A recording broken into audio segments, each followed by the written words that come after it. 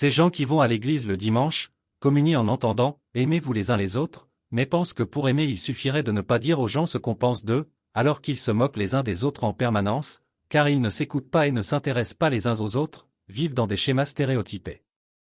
Ce n'est pas aimer qu'il faut, mais écouter. Le Christ sur ce point encore se trompait. Quand j'en parle à mon entourage, on me dit qu'il ne faut pas juger, or moi on me juge bien. Il ne faut donc pas juger ceux qui n'appliquent pas les enseignements, mais par contre on aurait le droit de juger ceux qui cherchent comment vraiment les appliquer.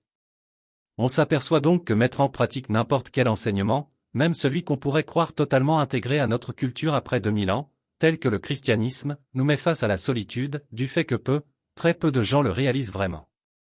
La plupart restent conformistes et mimétiques, ils répètent des choses sans les comprendre, même si elles ne fonctionnent pas, sans comprendre quand elles sont impraticables.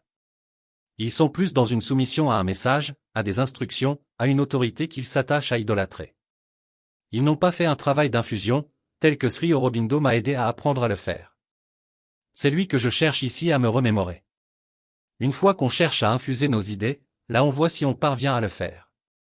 J'ai donc fait un travail d'infusion entre 2005 et 2012, et me voilà à devoir le recommencer, car je vois qu'en quelques années j'ai oublié certaines choses, qui ne s'étaient pas mémorisées.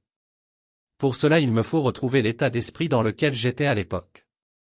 Je me souviens que je luttais contre ce que j'appelais l'intentionnisme aigu, voyant autour de moi des gens qui prêchaient des idées sans jamais les mettre en pratique, croyant qu'il suffisait de se donner une intention pour qu'elle se réalise.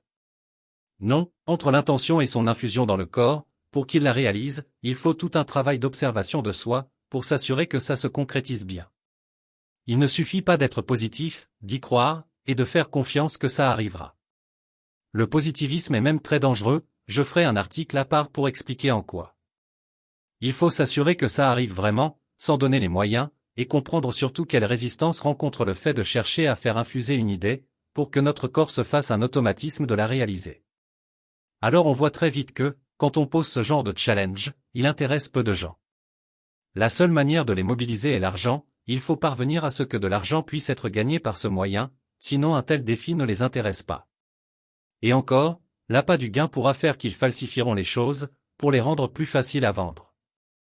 Alors, voyons comment les choses se passent dans l'enseignement de Sri Aurobindo, tel qu'il me l'a fait vivre, que j'ai mis en pratique, sans avoir pu à l'époque l'analyser.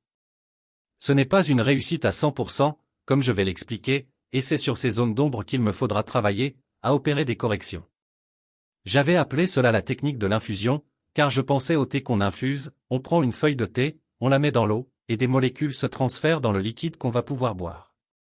On a beau dire que le mental ne sert à rien pour le réaliser, il n'empêche que si j'avais pu mentaliser à l'époque, je me souviendrais probablement du mode opératoire, dont je dois faire l'effort de me souvenir maintenant, 20 ans après. Mais Sri Aurobindo disait que pour cela le mental ne sert à rien, voire qu'il serait un obstacle.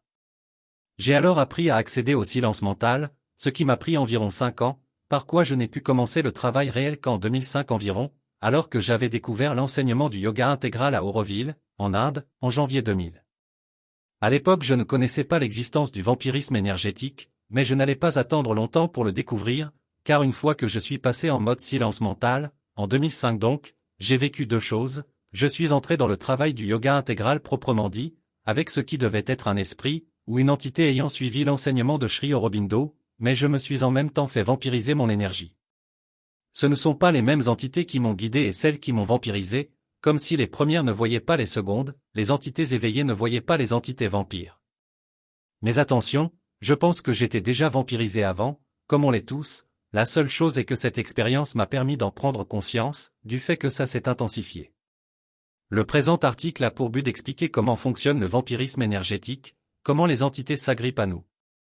Il faut bien comprendre que le vampirisme énergétique n'a été véritablement étudié que par Bernard de Montréal, sans doute à la suite de Robert Monroe, qui n'avait cependant fait que l'évoquer, mais quand même affirmé son existence. Les forces adverses dont parlait Sri Aurobindo, mort en 1950, mais qu'il n'avait pas étudié comme l'a fait Bernard de Montréal entre 1980 et 2000, qui paradoxalement mourait à ce moment où j'ai commencé à conscientiser le vampirisme énergétique, vers 2005, me sont apparus au moment où j'ai commencé le travail d'infusion. C'est pourquoi je n'ai pu le travailler activement que 7 ans, car, en 2012, j'ai dû réapprendre à mentaliser, pour me protéger des entités vampires, qui sinon m'auraient totalement dévoré, je parle de mon énergie vitale. J'ai mis 7 ans environ à parvenir à totalement retrouver ensuite mes capacités mentales, donc en 2019, perdu en 2005, et c'est avec le confinement lié au Covid un an plus tard, en 2020 que j'ai pu enfin revivre, ce qui fut pour moi une bénédiction, car le confinement m'a donné l'excuse d'arrêter mon travail, grâce à quoi j'ai pu me ressourcer. Et j'ai fini ce travail de me débarrasser des entités vampires en intellectualisant, par quoi j'ai la preuve que l'intellect est la meilleure arme contre les entités vampires.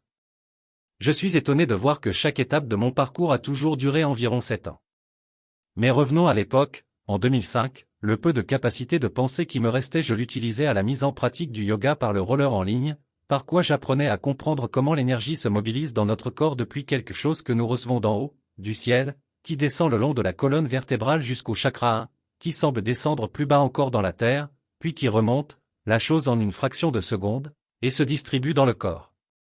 Je vais me servir de l'IA, l'intelligence artificielle pour tenter de comprendre ce que j'ai vécu mais que je n'ai à l'époque pas pu intellectualiser. Ce serait l'occasion de mieux comprendre la fonction de l'intellect, souvent décriée par les spiritualistes sans qu'on ne sache vraiment pourquoi.